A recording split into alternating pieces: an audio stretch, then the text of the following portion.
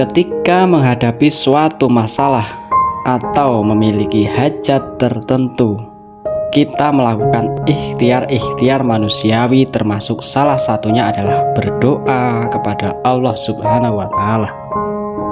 Celakanya, kita menganggap ikhtiar atau doa kita itu sebagai sebab atas pemenuhan hajat atau keberhasilan kita dalam melewati masalah tersebut. Hal ini tentunya merupakan sebuah kekeliruan cara pandang kita terhadap ikhtiar manusiawi, termasuk doa dalam kaitannya dengan pertolongan Allah, di mana hubungan doa dan pertolongan Allah merupakan relasi sebab akibat atau kausalitas. Kekeliruan cara pandangan ini kiranya perlu diluruskan sebagai disinggung oleh Syekh Ibnu Athaillah dalam hikmah berikut ini. Jangan maknai permintaanmu sebagai sebab atas pemberian Allah yang itu menunjukkan kekurang pengertianmu terhadapnya. Hendaklah sadari bahwa permintaanmu adalah pernyataan kehambaan dan pemenuhan hak atas ketuhanan. Menurut Syekh Ibnu Athaillah, kausalitas doa dan pemberian Allah lazimnya dipahami oleh mereka yang makrifatullahnya belum sempurna, sehingga Allah dipahami secara mekanis bahwa doa merupakan sebab atas pemberiannya. Hal ini berbeda dengan ahli makrifat yang memandang doa sebagai manifestasi dari kehambaan mereka dan pemenuhan atas hak-hak ketuhanan. Hikmah Syekh Ibnu Athaillah ini diulas lebih lanjut oleh Syekh Sarkawi. Menurutnya, segala bentuk ibadah dan amal soleh, termasuk doa yang dapat dipahami sebagai bentuk tawajuh seorang hamba kepada Allah, jangan diniatkan sebagai sebab atas anugerahnya. Niatkan itu semua sebagai bentuk pengabdian manusia kepada Allah Subhanahu wa Ta'ala. Penjelasan Syekh Sarkawi dapat disimak dalam redaksi sebagai berikut. Jangan maknai permintaanmu sebagai sebab atas pemberian Allah.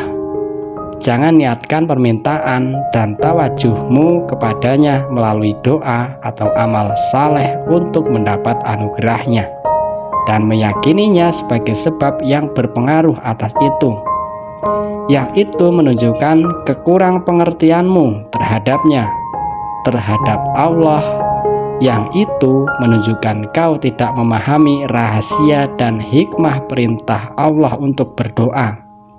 Rahasia dan hikmahnya itu disebut Syekh Ibnu Athaillah sebagai berikut. Hendaklah sadari bahwa permintaanmu adalah pernyataan kehambaan, yaitu untuk menyatakan dirimu sebagai hamba hina, dhaif, yang tidak bisa cukup daripadanya, dan pemenuhan atas hak-hak ketuhanan. Sifat ketuhanan menuntut kerendahan dan ketundukan para hamba. Allah tidak memerintahkan hambanya berdoa kecuali untuk menyatakan kefakiran mereka terhadapnya dan kerendahan mereka di hadapannya, bukan untuk mereka jadikan sebab demi mendapat permohonan dan meraih keinginan mereka. Inilah pemahaman ahli makrifat terhadap Allah. Dari sini permintaan dan permohonan mereka kemudian tak pernah putus sekalipun. Allah telah mengabulkan permohonan dan memberikan permintaan serta hajat mereka. Mereka tidak membedakan pemberian dan penahanan Allah, sehingga mereka tetap menjadi hamba Allah dalam keadaan apapun, sebagaimana Allah adalah Tuhan mereka dalam kondisi apapun. Adalah sebuah keburukan seorang hamba yang memalingkan wajah dari pintu Tuhannya.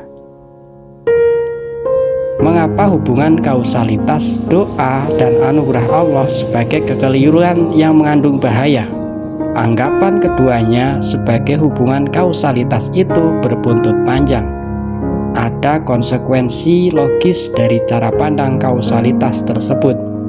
Syekh Ahmad Zarruq mengulas masalah ini lebih jauh. Menurutnya, hubungan kausalitas itu dapat mempengaruhi rasa syukur dan ridho kita terhadap Allah. Celakanya kalau kita terjebak dan masuk ke dalam kelompok orang-orang yang kufur nikmat dan tidak ridho atas putusannya, sebagai penjelasan Syekh Ahmad Zarruq berikut ini.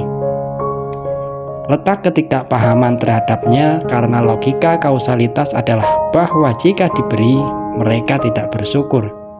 Kalaupun bersyukur, rasa syukurnya kendur karena mereka memperhatikan sebab atas pemenuhan hajat mereka karena manusia.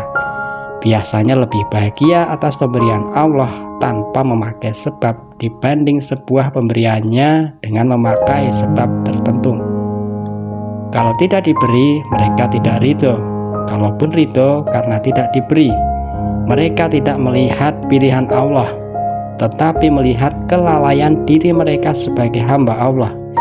Pandangan mereka seperti ini tidak sempurna, tetapi yang dituntut dari mereka adalah seperti yang dikatakan oleh Syekh Ibnu Athaillah, yaitu hendaklah sadari bahwa permintaanmu adalah wujud pernyataan kehambaan dan pemenuhan atas hak-hak ketuhanan.